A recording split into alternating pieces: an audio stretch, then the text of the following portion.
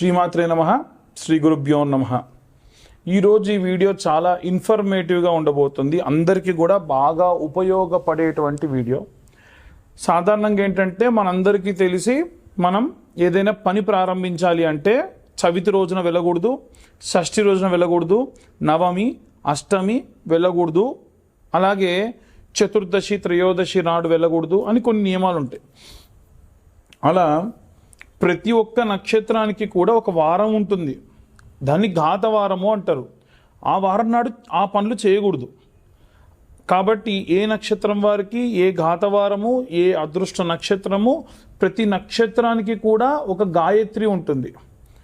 ఆ గాయత్రి అంటే ఇప్పుడు ఉదాహరణకు జ్యేష్ఠ నక్షత్రం ఉంటే ఓం జ్యేష్ఠ నక్షత్రాయ విద్మహే మహాజ్యేష్ఠాయ ధీమహి తన్నో జ్యేష్ఠ ప్రచోదయాత్ ఉదాహరణకు చెప్పాము మీకు ఇది. ఇలా ప్రతి ఒక్క నక్షత్రానికి ఉంటుంది. మీ కష్టకాలంలో ఏ పూజలో అవసరం లేదు, ఆ గాయత్రి చదువుకుంటే సరిపోతుంది. ఏదైనా పనులు ప్రారంభించినప్పుడు పంచమి నాడు ప్రారంభించాలి, సప్తమి నాడు ప్రారంభించాలి, దశమి ఏకాదశి నాడు ప్రారంభించాలి, ద్వాదశి నాడైతే మధ్యాహ్నం అపరాండ సమయం తర్వాతకి ప్రారంభించాలి, లేదా బ్రాహ్మీ ముహూర్తంలోనే ముందుగా ప్రారంభించవచ్చు. అమావాస్య ముందు వచ్చేటువంటి త్రయోదశి చతుర్దశి అంతగా మంచిది కాదు. అమావాస్య పౌర్ణమి తర్వాతకు వచ్చేటువంటి పాడ్యమి విద్యా తదియా కూడా మంచిది కాదు. కాబట్టి ఈ పరమైనటువంటి క్యాల్కులేషన్స్ అన్నీ కూడా వేసుకొని వీలైనంత వరకు కూడా మనము ఒక తిథిని వారాన్ని ప్రమేయంగా తీసుకొని మనము ఆ యొక్క పనిని ప్రారంభించాలి.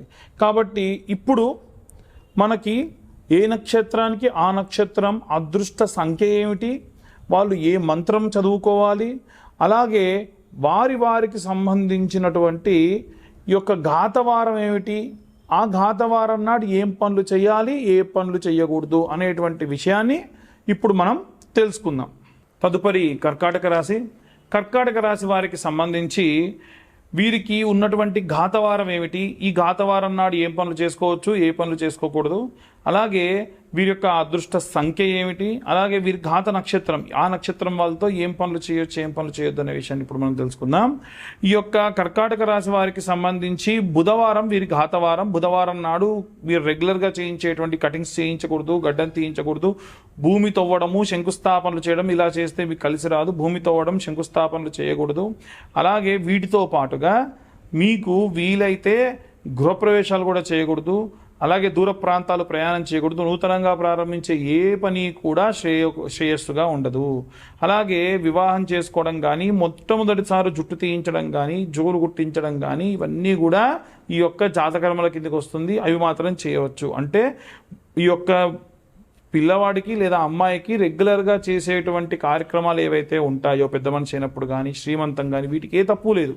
అలా కాకుండా నూతనంగా ఏదైనా కొత్తగా ఏదైనా పని ప్రారంభిస్తే మనది కానిది మనం కొత్తగా అబాండ్ చేసుకునేటట్టయితే ఇది ఈ వారం అనేటువంటిది మెయింటైన్ చేయడం మంచిది.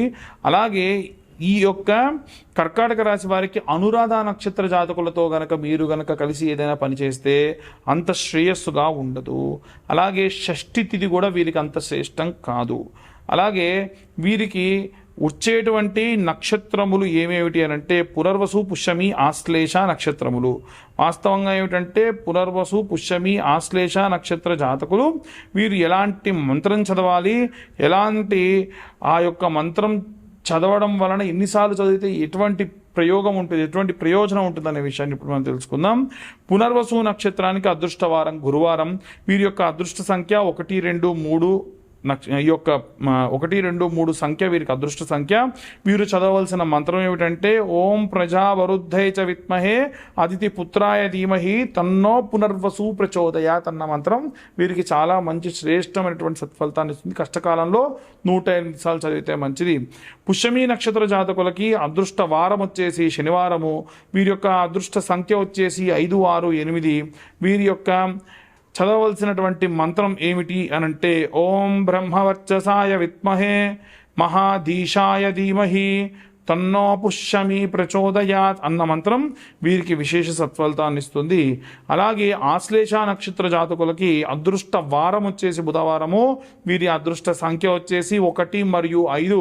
వీరు చదవవలసినటువంటి మంత్రం ఏమిటంటే ఓం సర్పరాజాయ విద్మహే మహారోచకాయ ధీమహి తన్నో ఆశ్లేష ప్రచోదయాత్ అన్న మంత్రము వీరికి మంచి సత్ఫలితాలను ఇస్తుంది. ఈ మంత్రం చదువుకోవడం వల్ల కష్టకాలంలో పెద్ద పెద్ద పూజలు శాంతులు చేయించుకోలేని వారు ఈ పరమైనటువంటి ఏవైనా సరే మంత్రం చదువుకోవడం వల్ల విశేష సత్ఫలితాలు పొందవచ్చు.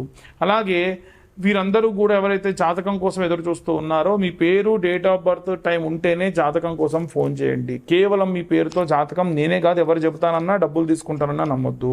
అనవసరమైనటువంటి డబ్బు ఖర్చు పెట్టుకోవద్దు. అనవసరంగా అక్కడి నుంచి ఆ జలం తీసుకొస్తాం, ఇక్కడి నుంచి ఈ మట్టి తీసుకొస్తాం, లక్షలు లక్షలు దండుకుంటాం అన్న వారిని కూడా నమ్మకండి. జాతకానికి అయ్యేటువంటి ఖర్చు 2025 రూపాయలు మాత్రమే. ఎవరైతే 2025 రూపాయలు చెల్లిస్తారో వారికి జాతకంతో పాటుగా 2025 రూపాయలు కట్టిన వాళ్ళకి ఈ యొక్క జ్వాలాముఖి మాల ఉచితంగా ఇస్తున్నాను. ఆసక్తి గలవారు కింద ఉన్న నెంబర్ కాంటాక్ట్ చేయొచ్చు. ఇక అందరూ కూడా పాపగ్రహ సంచారం వల్ల, పాపగ్రహాలు దశాంతర్దశల్లో ఉండడం వల్ల ఎలాంటి రెమెడీస్ తీసుకోవాలి, ఎలాంటి మంత్రపఠనం చేయాలనే విషయాన్ని ఇప్పుడు మనం తెలుసుకుందాం. చాలామంది రాహుగ్రహం వలన చాలా ఇబ్బందులు పడుతూ ఉన్నారు. అయితే రాహుగ్రహం గనక లగ్నంలో ఉన్న, పంచమంలో ఉన్న, నవమ స్థానంలో ఉన్న ఏదైనా ప్రయోగం చేయడం వలన ఫలిస్తుంది. ఏదైనా ప్రయోగం అంటే మీరు మనకు సాధారణంగా ఏంటంటే 4 బాటల మధ్యలో, 3 బాటల మధ్యలో చౌరస్తా అని అంటారు, కూడలి అని అంటారు. మనం అప్పుడప్పుడు చూస్తూ ఉంటాం. అక్కడ నిమ్మకాయలు, గుడ్లు ఇలాంటివన్నీ పడేసి ఉంటాయి.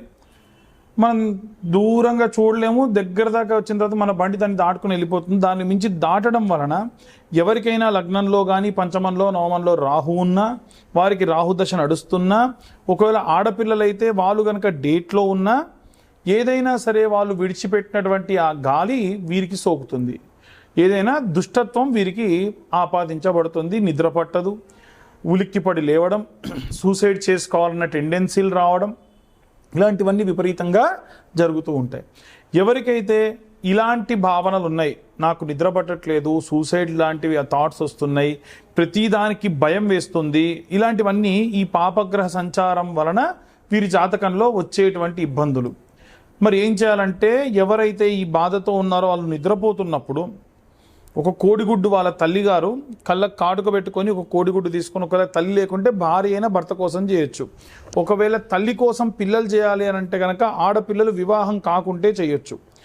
అయితే ఈ కంటికి కాటుక పెట్టుకొని ఒక కోడిగుడ్డు తీసుకొని ఆ కాటుకను తీసి 2 కళ్ళు, ముక్కు, నోరు, ఐబ్రోస్, బొట్టు గీసి కుడి చేత్తోని 3 సార్లు, ఎడమ చేత్తోని ఒకసారి తిప్పి ఒక కవర్లో పెట్టి ఎవరికన్నా ఒకళ్ళకి మగవాళ్ళకి ఇచ్చి కూడలిలో పడేసి అది పగిలిపోవాలన్నమాట. అట్లా విసిరేసి వెనక్కి తిరిగి చూడకుండా రమ్మని చెప్పండి.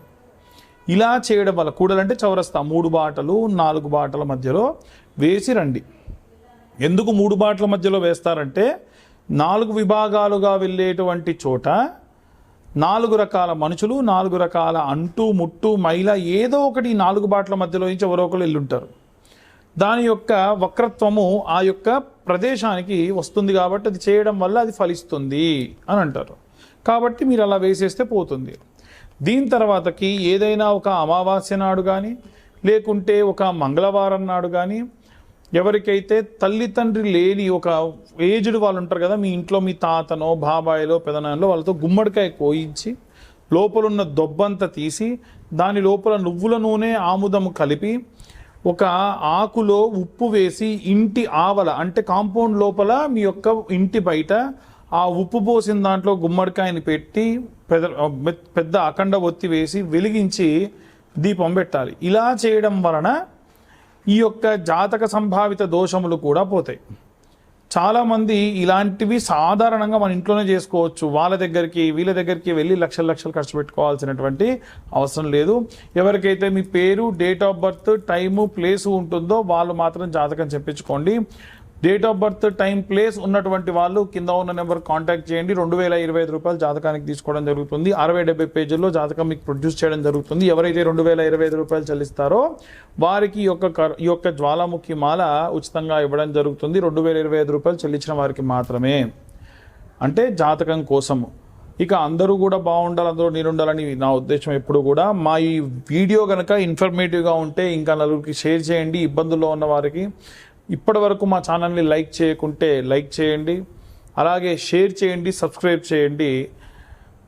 ఈ యొక్క వీడియో గురించి చాలామంది ఫోన్లు చేసి, అంటే మన ఛానల్ కాకుండా వేరే ఛానల్ వాళ్ళు ఫోన్లు చేసి, నీ పేరేంటి, ఇది నీ ఛానలా, నీకు అసలు అంత ఉందా, నువ్వు పెట్టిన తమ్నేల్ ఏంటి అమ్మ. తమ్నేల్స్లో కూడా మేము చాలా వరకు మీ దాకా వీడియో రావడానికి, మీ దృష్టి పడడానికి మాత్రం కొన్ని సార్లు ఛానల్ వాళ్ళు తమ్నేల్స్ పెడుతున్నారు. అది పూర్తిగా మా వల్ల జరిగినటువంటిది కాదు, ఛానల్ వాళ్ళు, యాజమాన్యం వాళ్ళు చేసేటువంటిది. అది కూడా బాధించకుండా ఉండేట్టుగానే ఉండాలి అని ఎట్టి పరిస్థితుల్లో మేము కూడా కోరుతూనే ఉన్నాం. కాబట్టి అందరూ కూడా సంతోషంగా ఉండండి, జాగ్రత్తగా ఉండండి. సర్వే జనా సుఖినో భవంతు.